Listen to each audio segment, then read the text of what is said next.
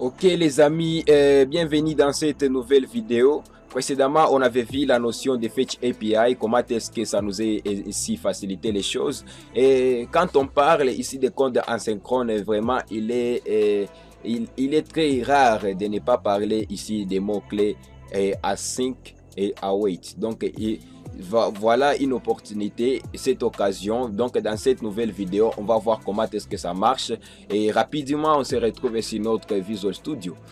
Alors dans Visual Studio, je vais créer un dossier dans Promise ici.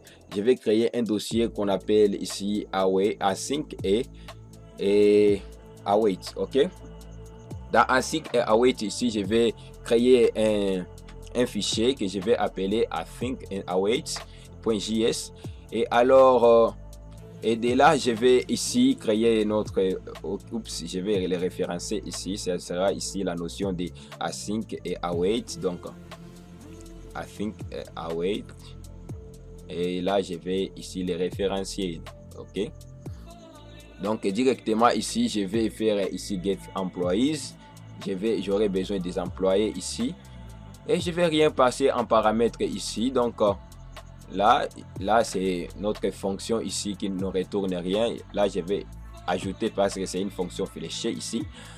Alors pour mener ici notre fonction, je vais dire que notre fonction c'est async. Donc c'est notre fonction asynchrone. Pourquoi une notion de fonction asynchrone? Parce qu'une fonction asynchrone va retourner un promise.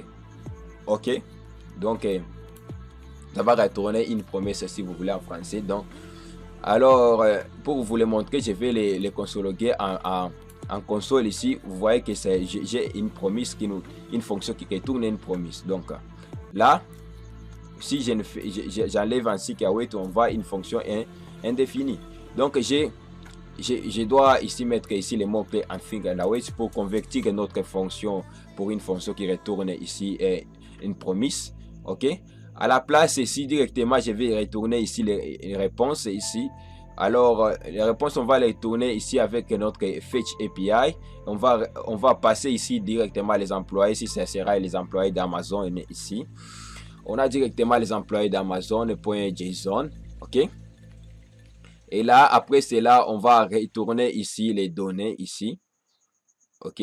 On va retourner ici les données de réponses.js. Ok. Alors, en implémentant ça, vous voyez, on me donne directement la suggestion de faire await réponse.json. Pourquoi ça? Parce que ici, ça nous retourne, la partie ici réponse va nous retourner une promesse, la partie aussi data va nous retourner une promesse. Donc, pour mener à bien ça, donc, on va mettre ici les mots-clés await pour attendre que les promesses soient résolues.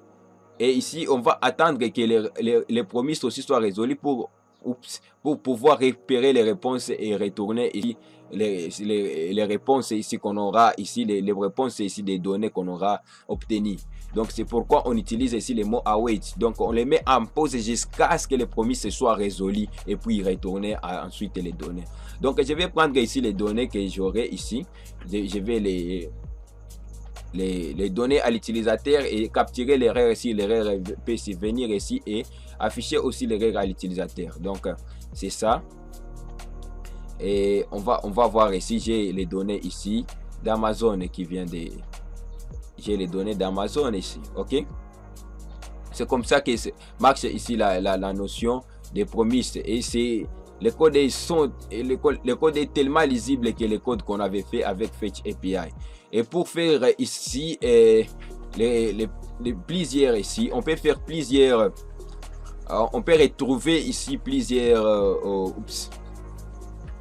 notions ici. Je vais retourner ici la deuxième réponse. La deuxième réponse, ce sera ici les employés de chez Facebook.